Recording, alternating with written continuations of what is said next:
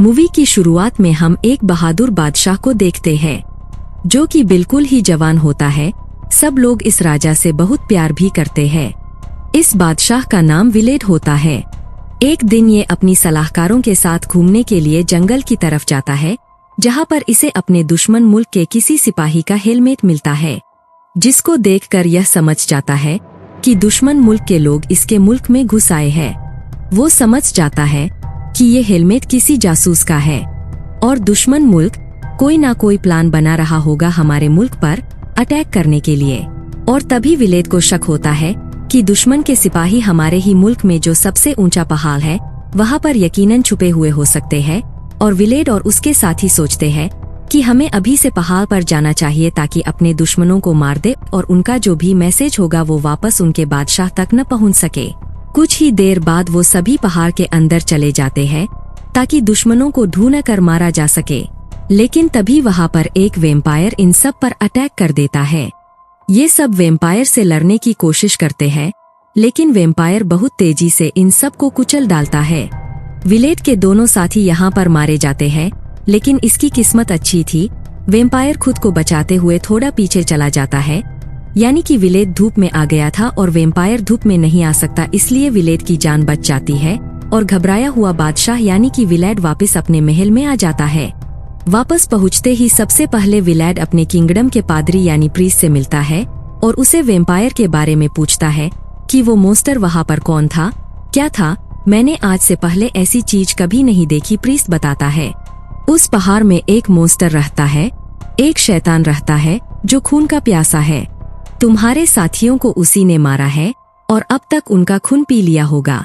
इसके अलावा प्रीस्ट ये भी बताता है कि वो मोस्टर पहले इंसान हुआ करता था, लेकिन शैतान की बातों में आकर वो इंसान से ऐसा मोस्टर बन गया, यानी कि वो वेम्पायर बन गया और वो पिछले कई सालों से उसी पहाड़ में कैद है और वो आगे भी वहीं पर बंद रहेगा जब तक वो किसी को बातों में फंसाकर अपनी ताकतें उसे नहीं देगा और अगले आने वाले इंसान को वेम्पायर बना दे।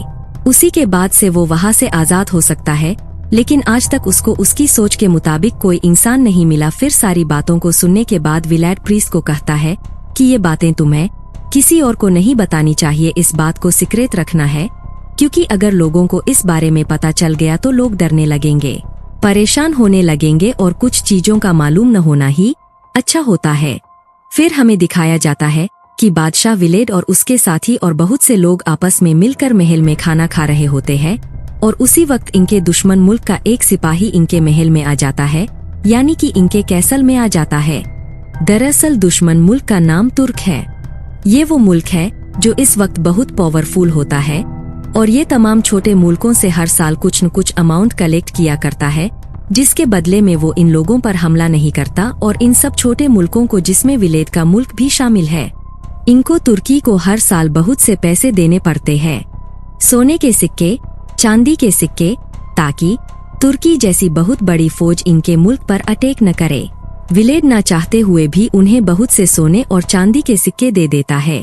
फिर सिपाही सोने के सिक्के तो ले लेता है, लेकिन उसके अलावा एक और डिमांड भी रखता है, जो कि यह थी कि हमें इन सिक्कों के अलावा 100 यंग लड़के चाहिए जिनको हम ट्रेन करेंगे और अपनी फौज का हिस्सा बनाएंगे। विलेड कहता है कि हम अपने लोग तुम्हें नहीं दे सकते। ये नियम बहुत पहले हुआ करती थी जो कि अब काफी वक्त से खत्म हो चुकी है।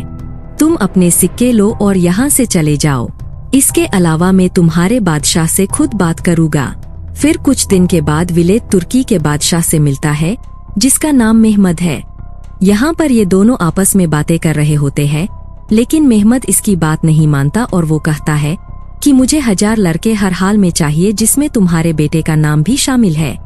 इस सारी चीज को विलेड बहुत सोचता है और बहुत गुस्से में होता है। अपने गुस्से में तुर्की के कुछ सिपाहियों को विलेड अपनी तलवार से मार देता है। ये सब वो सिपाही थे जो विलेड के बेटे को लेने आए थे, लेकिन विलेड नहीं चाहता था कि उसका बेटा उससे दूर जाए और वो सबको मार डालता है। तभी विलेड का एक करीबी साथी उसके पास आता है और बताता है कि यह तुमने क्या किया, तुमने मेहमद के आदमियों को मार डाला। मेहमद इसका बदला लेगा और वो हमारे मुल्क पर अटैक कर देगा और हम सबको मार देगा। लेकिन विलेड कहता है कि वो कोई न कोई हल जरूर निकाल लेगा और वो अपने मुल्क की हिफाजत करेगा। ये कहकर वो अपने घोड़े पर बैठता है और उसी वेम्पायर वाले पहाड़ की तरफ जाने लगता है। विलेड अब उस पहाड़ पर पहुंच चुका होता है। विलेड पहाड़ के गुफा में दाखिल होता है और वेम्पायर से मिलता है और उससे मदद मांगता है, क्योंकि विलेड को अपने मुल्क को बचाना होता है, अपने दोस्तों को, अपने साथियों को, महल की औरतों और बच्चों को, जिसके लिए वो वेम्पायर से हेल्प मांगता है। और दूसरी तरफ उस वेम्पायर को भी किसी ऐसे बंदे की तलाश होती है जो बहादुर हो, जो कि स्किलफुल हो, जिसे वो अपनी पावर दे सके और उस वेम्पायर के कर्ज से आजाद हो सके और वो दोबारा से एक नॉर्मल इंसान बन सके। यहाँ पर दोनों को एक दूसरे की जरूरत थी। तभी वेम्पायर खुद को काट कर अपना खून एक बर्तन में रखता है और विलेड को कहता है कि यह खून पी लो। खून पीते ही मेरी सारी पावर्स तुम्हारे अंदर आ जाएगी, जिसके बाद तुम इतने ताकतवर बन जाओगे कि तुम अपने दुश्मन की बड़ी सी बड़ी फौज को भी हरा सकोगे। चाहे तुम्हारे मुकाबले में कितने भी सोल्जर्स हो, तुम उन सबको बहुत आसानी से हरा सकोगे। वो वेम्पायर उसके साथ एक डील भी करता है। फिर वो उसे सब कुछ बताता है कि अगर वेम्पायर बनने के बाद अगले 3 दिनों में तुमने किसी इंसान का खून नहीं पिया तो तुम चौथे दिन वापस इंसान बन जाओगे। लेकिन अगर तुमने इन 3 दिनों में किसी भी इंसान का खून पिया तो तुम हमेशा के लिए वेम्पायर बन जाओगे और मैं यहाँ से बिल्कुल आजाद हो जाऊंगा।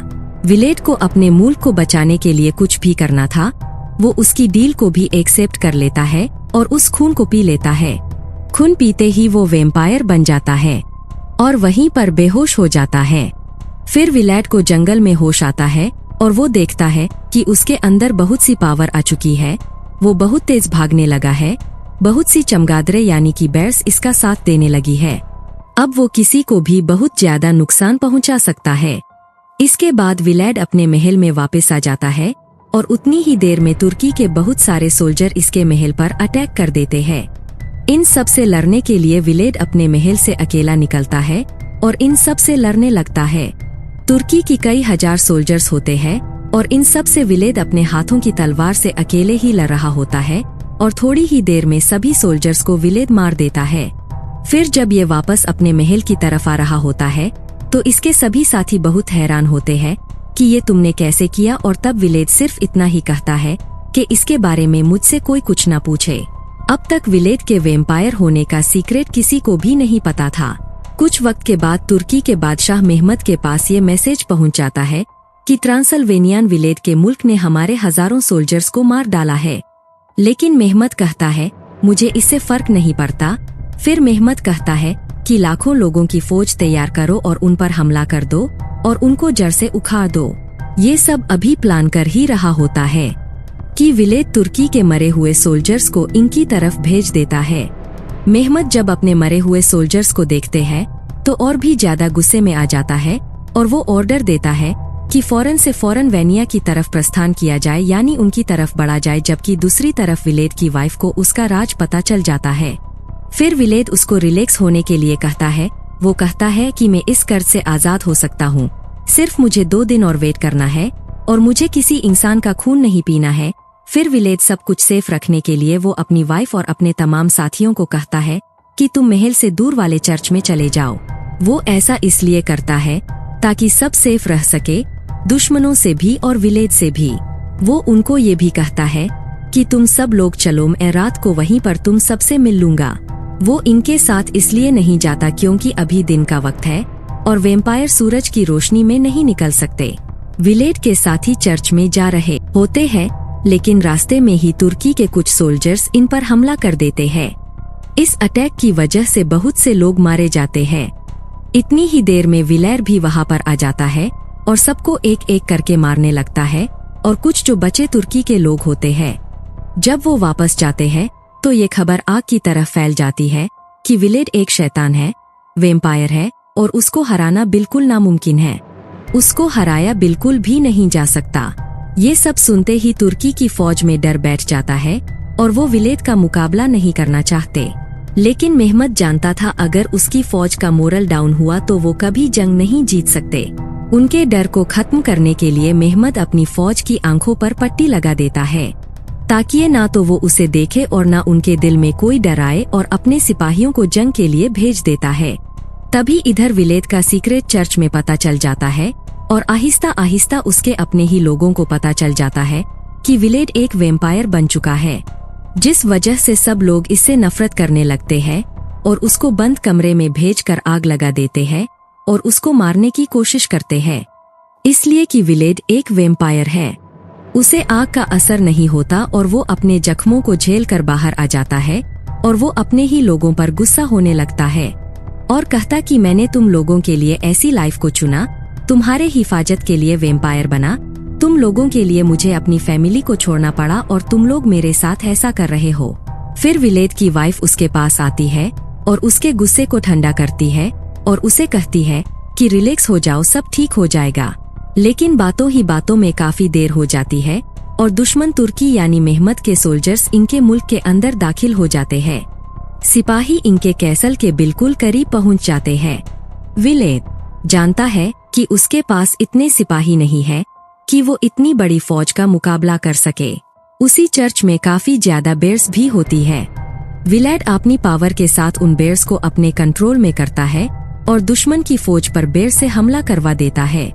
इस वजह से इनके बहुत से सिपाही मारे जाते हैं और उतनी ही देर में विलेड खुद भी बैटलफील्ड में उतर जाता है। दूसरी तरफ मेहमत के कुछ सिपाही छुपकर के महल में दाखिल हो जाते हैं, उसी कैसल में जहां विलेड की वाइफ और उसका बेटा था। ये सिपाही विलेड की वाइफ को मारकर गिरा देते हैं और उसके बेटे को अपने साथ ले जाते हैं। विलेड की वाइफ महल से नीचे गिर रही होती है, तभी विलेड देखता है तो वो उसे बचाने की कोशिश करता है। वो उसे पकड़ तो लेता है लेकिन अभी तक कामयाब नहीं हुआ होता। उसकी वाइफ मरने के करीब होती है लेकिन वो उसे कहती है तुम मेरा खून पी लो, क्योंकि अगर तुम ऐसा करोगे तो तुम्हारी वैम्पायर वाली पावर हमेशा तुम्हारे साथ रहेंगी और तुम हमारे बेटे को बचा सकते हो। विलेड का ये वैम्पायर के तौर पर आखिरी दिन होता है, लेकिन अगर वो किसी का खून पी लेगा तो वो वैम्पायर बना रहेगा। इसलिए ना चाहते हुए वो बहुत रोता है और विलेड आखिर में अपनी वाइफ के गर्दन पर काटकर उसका खून पी लेता है और खून पीते ही विलेड हमेशा के लिए वैम्पायर बन जाता है, जिसका यह मतलब है कि उस पहाड़ में रहने वाला बुरा शख्स बुरा आदमी अब वैम्पायर नहीं रहा, क्योंकि यही डील थी उनकी। अब विलेड अपने मरते हुए साथियों के पास आता है और उन्हें अपना खून पिला देता है ताकि वो भी इस तरह पावरफुल हो जाए और फौरन ऐसे दुश्मन पर अटैक करके उनको हरा सके, और जिसके बाद ये सब लोग दुश्मन पर अटैक कर देते हैं। विलेड अपनी पावर्स का इस्तेमाल करता है ताकि सूरज की रोशनी को छुपाया जा सके बेयर्स की मदद से, और बादलों की मदद से दिन में भी रात जैसा एनवायरमेंट कर देता है। और विलेड के सब साथी उनके सोल्जर्स को मारने लगते हैं। और अब फाइनली विलेड और मेहमत आमने सामने होते हैं। मेहमत जानता था विलेड के बारे में कि वो वैम्पायर है, इसलिए वो अपने कैंप में बहुत ज्यादा चांदी के सिक्के जमा करके रखता है, इसलिए क्योंकि चांदी के सिक्कों की बहुत रोशनी होती है, और दूसरा यह भी कि वैम्पायर चांदी से दूर भागते हैं, और यही वजह है यहाँ पर विलेड की पावर काफी कम होती है। लेकिन आखिर इन दोनों की फाइट के बाद बहुत मुश्किलों के बाद विलेड मेहमत को भी हरा देता है, उसको जान से मार देता है। इसके बाद वो अपने बेटे को रिहा करवा लेता है और बाहर लेके आता है।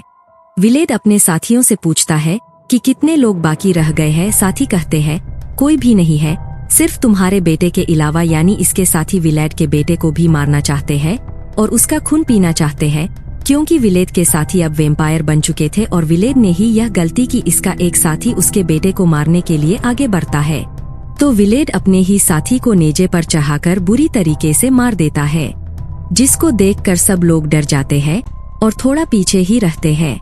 तभी यहाँ पर चर्च का प्रीस्ट आता है और विलेड अपने बेटे को उसके साथ भेज देता है ताकि वो सेफ रह सके। उस वक्त दिन होता है। विलेड ने ही अपनी पावर्स का इस्तेमाल करके इसको रात का वक्त बनाया होता है, क्योंकि सूरज के सामने बहुत सी बादल आ चुके थे। विलेड अपनी पावर का दोबारा से इस्तेमाल करता है और उन सब बादलों को वहां से हटा देता है, जिसकी वजह से सूरज की रोशनी जमीन पर आने लगती है और सूरज की रोशनी से सब वैम्पायर जलने लगते हैं और धीरे धीरे करके सब मरने लगते हैं, जिनमें विलेड खुद भी शामिल था, और सब वैम्पायर वहीं पर मर जाते हैं। फिर विलेड के बेटे को वहां का किंगडम का बादशाह बना दिया जाता है और आखिरी सीन में हम देखते हैं कि चर्च का प्रीस्ट विलेड के पास आता है और उसे अपना खून पिलाता है, जिसकी वजह से विलेड दोबारा जिंदा हो जाता है और इसके साथ ही मूवी की स्टोरी समाप्त होती है। दोस्तों, ऐसे ही मजेदार मूवी की वीडियो देखने के लिए हमें फॉलो जरूर करें। मिलते हैं आपसे अगले वीडियो में। धन्यवाद।